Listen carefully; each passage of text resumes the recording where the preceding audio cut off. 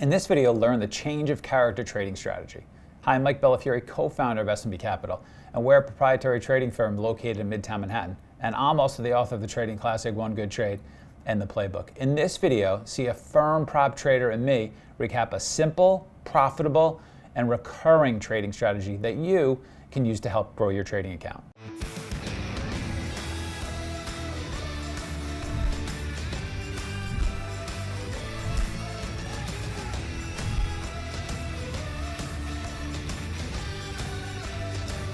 I'm going to be going over this VCNX backside trade. This is a trade that I take quite a bit. So the intraday fundamentals for this VCNX is a biotech company that mainly develops biotherapeutics to treat serious diseases and other conditions with unmet medical needs. Most importantly, for this news at least, this company works exclusively with antibody testing, and this news is said to be taking advantage of that specific platform specifically. And the catalyst, the news on this play for this day was they signed a multi-project deal with two undisclosed prominent pharmaceutical companies, and the financial and terms along with the pharmaceutical companies in this deal were undisclosed. So that leaves kind of a lot of suspicion in the air kind of with what all this news entails, but it's still enough to drive the price action. Did you have a thought or a thesis as to whether or not the deal, based on the price action, the price action was overdone based on the deal, whether or not you thought you were spurious that the deal existed or that it was significant? Was this just like a pump to you, or? For me, initially, this was a pump. I mean, once we get into this, some of the later slides, we'll see that initially it got a really good drive to the upside, but it was faded pretty quickly initially, and then it started to get pumped again secondarily. So just that price action alone kind of made me weary of what this deal actually was, if it was real or not. I didn't really think so, given the share size and how this company has performed historically, given the daily and stuff like that. 18 million share float, like I said. Institutional ownership, really the only main statistic on this slide that's really kind of stands out, with pretty high institutional ownership, which is just something I keep in the back of my mind whenever I'm playing these names, that it can be a little bit more choppier, a little harder to play. So I'm not going into it thinking that, but if it does start to happen, I have kind of a indication as to why, or maybe to kind of keep size off. They have a negative cash burn, and they do have an ATM available, which, given this current market set with such high volume as of late, dilution hasn't really been as a plus of an indicator as it has been in the past, but it is still something to note, and something that I'm definitely going to be taking a lot of initiative from. If you want to learn 3 real-world setups that our traders use, including the simple setup that we teach all of our new traders, and the setup that turned one of our traders into a 7-figure big money earner, check out the free webinar that we're currently running. Just go ahead and click the link that should be appearing right now at the top right-hand corner of your screen. That's going to open up this free registration page in the new window, so don't worry, you're not going to lose this video. You're going to learn more in a couple of hours from this trading workshop than from years of online education. So the overall market outlook, this doesn't directly correlate to how this trades, but whenever we do see high trend days or high VIX days, it can water down small cap movement. So that's something I want to always keep in mind and always keep an eye on the market and how it's doing. So this was currently consolidating at highs in a pretty tight range, which is important to note, as it can have a pretty outsized move to either side. So same with the VIX, it's kind of relatively low. So that's just another back idea. So small cap market overlook. So this is something that I kind of do with the small cap market, is kind of see how some of the bigger plays have played out recently. And that kind of gives me a gauge of what other participants are going to be thinking. So with the small cap environment, it's a really small niche kind of on who plays this and how they play them. So if we see this SEKT move, we kind of see it kind of faded on the open, or it popped on the open, faded, then reversed. We get a pull into VWAP here, and then we get a really nice squeeze. And this was during the week that this play happened. So the very next day, a lot of people are going to be having this SCKT move in their mind, and we kind of get almost carbon copy play of this. But whenever everybody's expecting this move, you see that it traps longs and it gives a really nice fade into the open. So what happens with a lot of this is people start anticipating these moves earlier and earlier, so it kind of waters them down. So instead of getting this move, you'll get this move, and then the next move, in this case, should be an earlier fade as people try to anticipate another squeeze. So long-term technicals, it saw a multi-day run-up late last year with when a lot of the biotechs were running up together kind of as a theme. And then this was quickly ended whenever one of their phase 2 trial results came back very negatively, and it's been consolidating sideways kind of ever since then. This is important to note as this tells me that I have some overhead levels, and there are some people trapped up here, and it gives me a lot more protection instead of just trying to fade intraday moves as maybe they're breaking down on the daily or stuff like that. So it gives me a lot more protection and a lot of extra edge in the trade. So pre-market variables, under 50 million shares, so they're going to be higher volatility expected with a lot of float rotation. 10 million to 30 million shares is kind of a sweet spot for intraday fades that I kind of like to take. Anything under 10 really is rotating the float so much that it gets tricky at times. And then a gap up above 100%. There's going to be a lot of extra eyes on this play as this is going to be hitting all the pre-market scans, volume, percent gainer, stuff like that. So it's going to have a lot more eyes on it, which is something I like to keep in mind as I'm trying to play the top percent gainer of the day. And with such a large gap up, I really want to know, is this move sustainable based on the news that it had? Is this news constitute added market value? In this case, with a lot of the deal undisclosed, it really gets weary on if this gap up is supported. And then also uptrend into the open. So this uptrend into the open is something that I really like to pay attention to, especially in small caps, as they have a higher likelihood of taking out the pre-market high if it is an uptrend into the open. And I need to be cautious shorting into the open against pre-market highs, as a lot of other participants are going to be doing the same. So I don't want to be on the same side as everyone else. And then with these uptrend into the open, I really want to be waiting for something to change in order to get me involved, because the trend is set and I'm waiting for a trend change to really be involved. Tristan, do you mean when you're looking for an uptrend into the open that the pre-market action right before the opening bell is in an uptrend? Yes. Gotcha. All right, so this is actually the pre-market technical analysis, not long-term. But as you can see, initially from the move, we get a pretty large gap up, over 100% that was faded, kind of like I said. And then this is the uptrend that I'm talking about. So we reclaim VWAP, and we're uptrending into the open pretty close to these pre-market highs.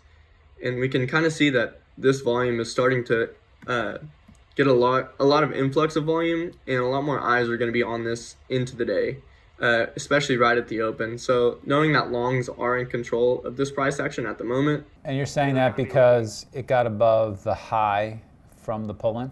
Just because it got above VWAP and we're opening near highs with elevated volume.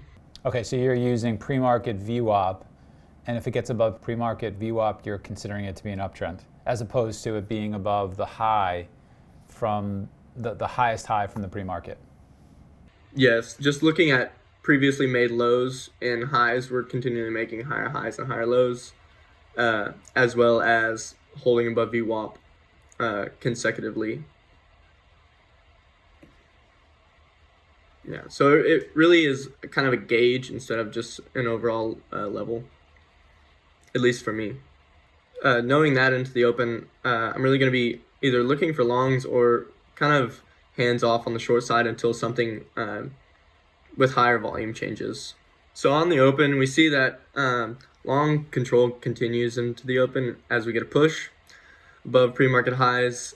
And something that I really like to do, especially in pre-market or right on the open, is get front side levels really stuck into my mind and see what levels are important and where a lot of volume is coming through. And for this play, it was like 820s to 830s. So you kind of see like these wicks to the upside. There's a lot of volume and a decent seller into those levels, and as well as 750s. So every time we came down, price would spray up. We really couldn't break and hold under that level. So Tristan, right can you then, go back to the last chart? yes. What do you think about a long entry when it starts to hold above the pre-market VWAP? Yeah, I really like that trade, especially like whenever we get closer later in the morning with these earlier gaps, because a lot of people are going to be trying to short and risk off this high or these highs, expecting it to be a fade. So the long idea, I think, is really something that needs to be implemented, especially for me in pre-market. Whenever some of these plays really get extended in pre-market to the upside, at least. So it's something that I'm working on, and I think I need to track a little bit more. Do you ever get long these? Yes, I do. Just in pre-market mainly, unless there's a really big trap. But I long like the breaking news plays, and then also whenever they just can't break down in pre-market. Okay. Do you have trouble getting long as opposed to getting short? Mentally, Yeah. is that what you're? Yeah, a little bit. Well, look, I think a good place to start is just to find the easiest longs and see if you can make the easiest longs. And that strikes me as that regain of VWAP is something to think about. But I can just I thought I could sense from the way you were describing this trade that you're really focused on the short, which may work for some people, may be fine. I was wondering whether or not you were leaving some easy trades on the table on the long side in your low flow trading. I do believe that I leave quite a bit on the table, especially in this market now where we have a lot of more extension to the upside, especially with the volume that we're seeing. So I do agree with that. Anyway, something to think about. What are the easiest longs that I could be taking while you're studying these trades? All right, but good. All right, so like I said, front side levels to kind of keep in mind as we play out through the day is going to be the 750s and this 820 to 830 range. Longs are clearly still in control. This is very much on the front side, given how extended we are from VWAP. And we really haven't shown any signs of weakness as of yet. So really going to keep a changing character in mind to get me involved. And that's really what we get here. As you can see, we kind of what I wanted to point out from this chart pattern is we see kind of this wick of highs with a 820 seller, 830 seller. So it looks really decent, but we see this volume contraction and then a really sharp influx of volume as we break highs. And we get almost a carbon copy of that here, except for one main difference, and that's going to be kind of the volume to the upside is really not there as opposed to how it was before. So we see a lot of soaking and really buyers unable to move price any higher once we get this break above highs, and we that leads to a sharp down move. And at this point, we're up like 230% from the prior day close, and really it takes a lot of energy and effort for demand to keep spiking up like this, at least on a shorter term level. And so we get a really heavy flush, and we're right back into the range that I had pointed out from earlier. And that gives me a lot of conviction. You're looking at the volume, which is good. As it's making a new high, it's you're not seeing the volume come in. But the bigger thing that sticks out to me is the price. It doesn't really get much higher. The previous move to the high was much bigger than this new move to the high. 100%. And that kind of goes along with what I was saying with it was soaking and the tape was spinning a lot, but it really wasn't moving to the upside near as drastically as we've seen like on off the open or on this move or any of these moves before. Especially when it break a high, you really want to see price expand away from that level. So with this large flush, that really tells me that a lot of longs that chase this are now underwater, and a lot of the longs that are in from this consolidation are really hoping that this holds again for further upside continuation, or else they're going to be dumping their positions. And so that kind of gets me into once larger term demand is out of the name and stops propping up price, as we saw like in 750s, all these longs are going to have to flip to the supply side, and creates a lot of selling pressure once we're back under these levels and back into VWAP area. So whenever we get that, I really want to start putting on positions based off of these levels beginning to break down. And this kind of goes inside with what I was saying earlier with the small cap cycle of people expecting these squeezes earlier and earlier, and it kind of causes a chain reaction of fades starting earlier and earlier. So if we kind of look or remember the SAK socket trade or CLPS, these had this first move and then they would end up trapping. So a lot of longs are going to be trying to long this, expecting that move, and whenever it doesn't happen, it really adds to the selling pressure and gives a larger term fade than usual. So this is kind of what we're going to be seeing, as Bello was mentioning, that price really doesn't move whenever we get into these highs, and it really doesn't expand away. So right now we're coming into these highs, and if you look at the volume, it's just really not there at all. And we kind of just sputter at this 950 level. We saw that whenever it came into it, it had large offers stacked. It kind of went through those, got filled, and then we're back under this 950.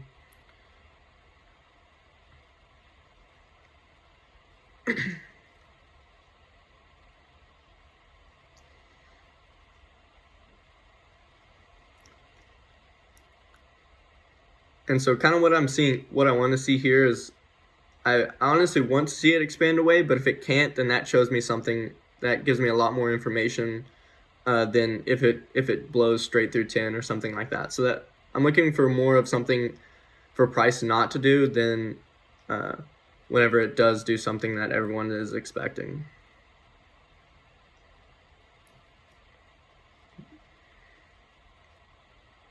So right here, we can't even retest 950s, and then we get this sell off pretty quickly, and it's pretty aggressive, and it drops out very quickly.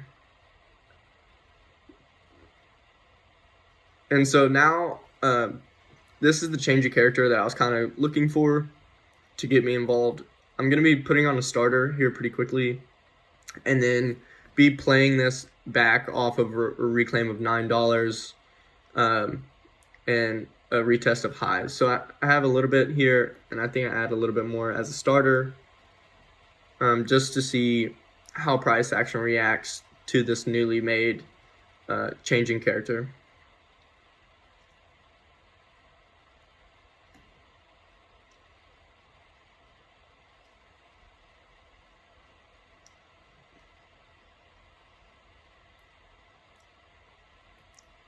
And so if you kind of see it here, it's really not able to give a bounce. It's very early in this move, but we're having a hard time even holding above 850 here. And I know we're in pretty decent ranges since I watched it fairly closely on the upside of this move. And so now the next part of this trade that I want to show is kind of a bounce back into levels. So yeah, kind of like what I said, it was unable to bounce and really never gave a balance that I would call substantive of being able to continue being strong, viewed as strong, at least.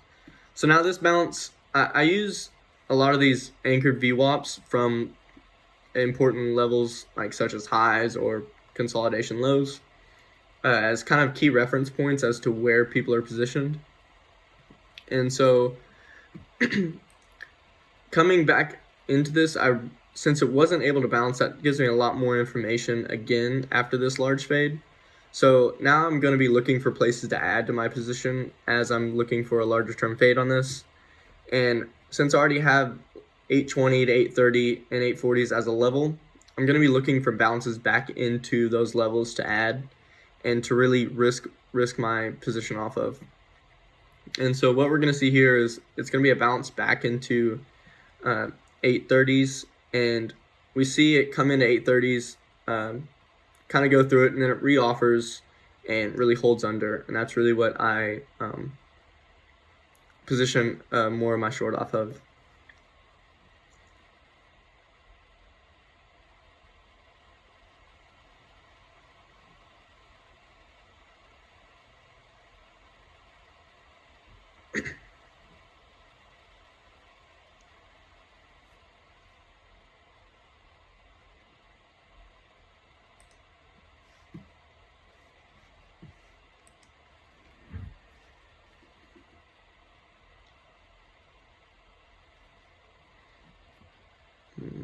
I'll fast forward a little bit.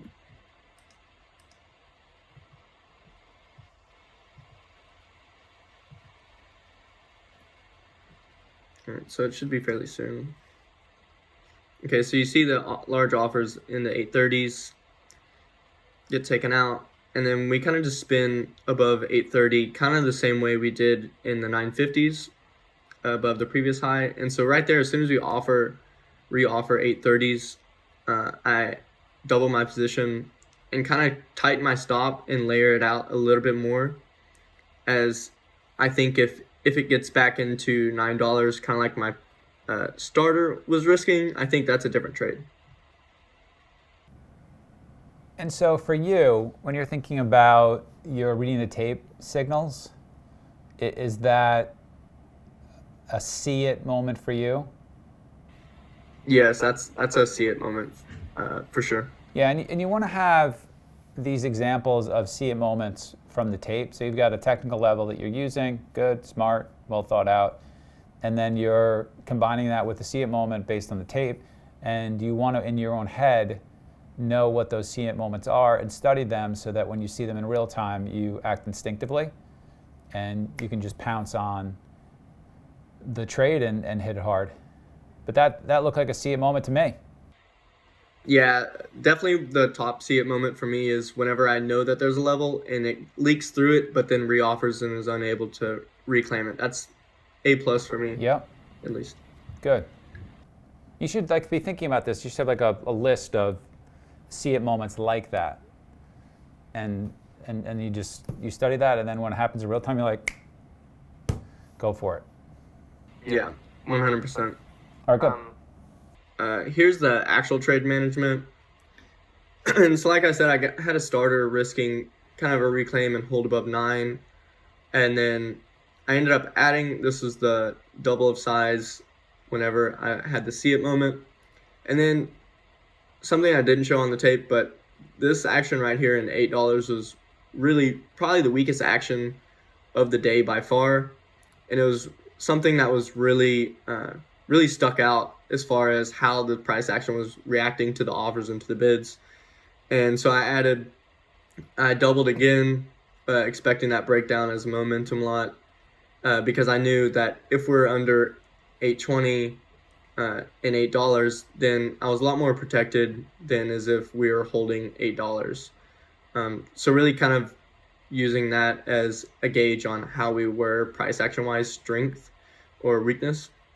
And then I'm taking most of my covers into liquidity zones, so fresh breakdowns offer kind of the best for me, and that's kind of what I do well. And so just taking all of it off into multiple breakdowns as the day goes on. Do you short more into pops? Yes, I do, but unfortunately this one never gave a pop. The one thing in my next slide is kind of ideal trade management would be shorting extra into this pop, because like I said earlier, 750 was a decent level, and then we get a pop back into it and VWAP. I should have been adding a little bit more. The only reason I didn't was in the moment I didn't think that this was as much of an expansion away from the zone on the breakdown, so I didn't. That was the only reason I didn't. I could see that. So another thought for you to think about. So I really like the way you have a way to take off or take profits. question for you, which is, how do you square that with, and that's a good way to take off profits, how do you square that with also taking a step back? So you entered, you have the see it moment. Your thesis is this is overbought. This is going to pull in. I think it's going to pull in quite a bit. And you have that in the back of your head. That's why I'm looking at the stock. This is excellent stock selection. You're doing an excellent job choosing stocks. Super important. So you've done a really good job selecting a stock, and now you've seen a see it moment for something that could really work, and your thesis is going to go down a lot. At the beginning, you're going to see some of those liquidity moments that may be still very far away from your target price. And one of the things that I think you should be thinking about as well with your trading is, well, how do I square taking profits into liquidity events versus taking that step back and understanding why I'm in that trade and seeing the big picture, which is this thing's going a lot lower. And I've done a lot of hard work to be in a good position for the stock, which is potentially going to go a lot lower. I've chosen the stock well. I've watched the tape. I've seen it. I've put my risk on. And now I want to get paid for that in the right way.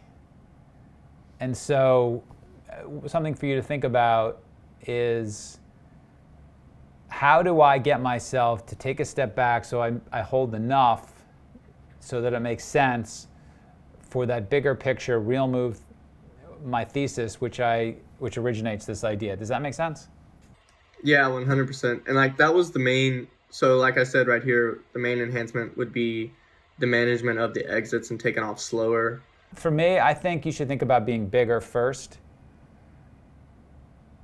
Yeah. I think you should think first about being bigger at your see it moment. And then taking some profits into it. And then getting better at holding some for the real move.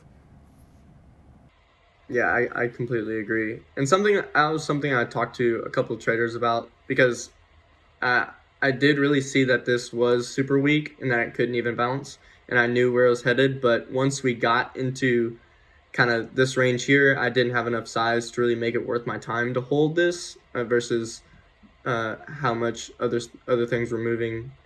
So that was something that really I thought hindered my performance on this trade. So kind of something that I'd been trying was switching from having a 1 and a 5 minute up to a 5, 15 or a 30 minute up, and just putting a stop on the shares that I do have and kind of letting it trail. Good, but you did a lot of things right here. Trade review for this is first based around having a greater understanding of previous plays in the small cap market, kind of like what I had alluded to with Socket and CLPS, and then understanding the key aspect that still needs to be confirmed with price action, instead of trying to predict, which is a lot of times I get myself in trouble trying to predict these moves instead of reacting to these moves. So really waiting for that change in character, such as that large flush or a failed breakout, or whenever price really can't move up as well as it had been before on lower volume. Having really key levels from the front side already established by watching it pretty closely, such as like the 820, 830s, or the 750s, really adds extra conviction whenever I do have the see it moments. And what I could have done better, like Bella had mentioned, was hold pieces longer and also be bigger whenever I do have that see it moment, because I was pretty convicted in this trade, and I should always be bigger in these moments, as I don't get this exact moment very often. And that's pretty much it. Does anybody have any questions? Look, I just have to say your entry is really good. I don't want you to walk away not understanding how good your entry is. I actually think you can do a lot with being bigger, and if you're going to enter that way, that's just a spot-on, world-class entry. You're entering, you're hitting it right on the nose. So, lots of times when we do trades like this, trade reviews like this, or have trades like this, we got to go back and we got to think about where we could have been bigger, specifically. You hit that You hit that perfectly. You hit that timing perfectly. So I'd want you to do more of that. I think you could be probably a little bigger there than you think you can be, even at this stage in your career. Yeah, I agree 100% with that, just because of how clear it was, and then also how tight the risk was as well. It's a textbook entry. Textbook. Thank you, Bella, for all the feedback. If nobody has any other questions, I'll end the meeting here. Hey, go ahead and click our subscribe button so you don't miss any of the videos they're producing for you in the trading community. And please take the time to add your feedback in the comments section for what videos you'd like for us to produce next and what you found helpful from this video. From all of us at S&B, train and trade well.